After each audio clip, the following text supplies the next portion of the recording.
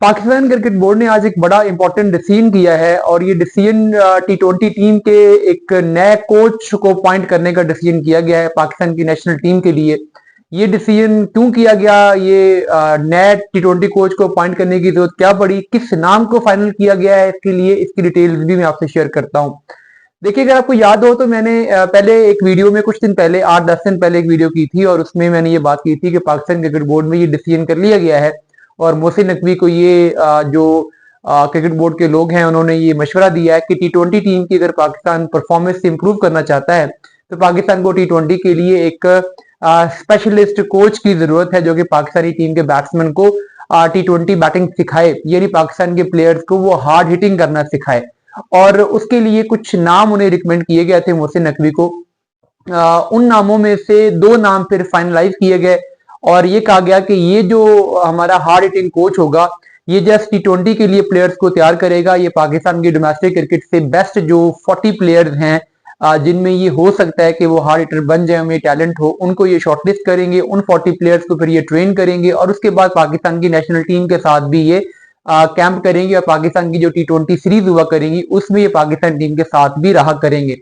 जो 2 नाम इसके लिए शॉर्टलिस्ट किए गए थे उसमें जो पहला नाम था वो शाहिद अफरीदी का था और वो नाम रिजेक्ट हो गया। और शाहिद अफरीदी और मोहसिन नकवी की मुलाकात की भी एक खबर मैंने आपको दी थी और शाहिद अफरीदी का नाम रिजेक्ट होने की 2-3 रीजन थी। एक तो शाहिद अफरीदी के साथ आकिब जावेद बहुत ज्यादा खुश नहीं थे, वो कंफर्टेबल नहीं थे कि शाहिद अफरीदी को लाया जाए और क्योंकि आजकल आकिब जावेद की बहुत वैल्यू है, जो वो इनपुट देते हैं उसको माना जाता है। मोहसिन नकवी उनको बहुत रेट कर रहे हैं कि इन्होंने आगे पाकिस्तानी क्रिकेट को रिवाइव करने की कोशिश की है, तो इसलिए उनकी मर्जी के अगेंस्ट जाके तो जाहिर है किसी की भी सिलेक्शन नहीं हो सकती थी। तो ये वजह थी कि शाहिद अफरीदी को फिर नहीं लिया गया। और एक रीजन ये भी थी कि शाहिद अफरीदी ये चाह रहे थे कि वो जस्ट पाकिस्तान टीम के साथ काम करे, वो डोमेस्टिक क्रिकेट में जो प्लेयर्स पे काम करना है, वहां से जो हार्ड हिटर तैयार करने हैं उस पे वो काम नहीं करना चाह रहे थे। उनको उनका ये ख्याल था कि उनके पास इतना टाइम नहीं होगा कि वो ग्रास रूट लेवल पे काम करें। और फिर एक थोड़ा सा इशू शाहिद अफरीदी का फ्लेक्सिबिलिटी का भी होता है। आप जानते हैं कि जो बड़ा स्टार होता है उसके साथ किसी और का एडजस्ट करना या उसका किसी और के साथ एडजस्ट करना मुश्किल होता है। तो इन रीजंस की वजह से शाहिद अफरीदी फाइनली इस दौर से बाहर हो गया, उनको फिर हार्ड हिटिंग कोच नहीं लगाया गया। अब इसके लिए जो नाम फाइनल किया गया है वो भी पाकिस्तान के एक और ऑलराउंडर हैं और पाकिस्तान की हार्ड हिटिंग हिस्ट्री के शायद सबसे बड़े हार्ड हिटर जो मैंने पाकिस्तान की 20-25 साल की क्रिकेट देखी है उसमें तो मैंने उस जितना बड़ा हार्ड हिटर नहीं देखा और वो है अब्दुल रज्जाक।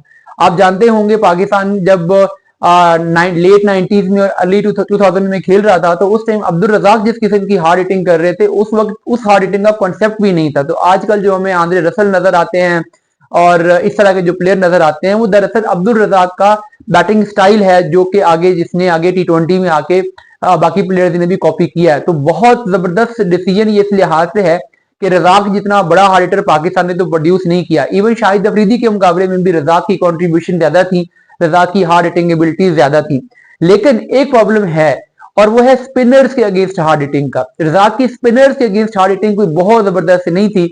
तो अब वो इस मामले को कैसे देखेंगे वो अलग बात है। लेकिन बहरहाल ये जरूर है कि हार्ड हिटिंग का जो मेजोरिटी पोर्शन होता है वो पावर प्ले में होता है, वहां पर भी फास्ट बॉलर्स होते हैं और डेथ ओवर्स में होता है और वहां पर भी फास्ट बॉलर्स होते हैं। तो रज़ाक अगर पाकिस्तान को 5-7-8 T20 के अच्छे हार्ड हिटर्स प्रोड्यूस करके दे सकते हैं तो ये पाकिस्तान की T20 क्रिकेट के लिए उनकी बहुत बड़ी कंट्रीब्यूशन होगी।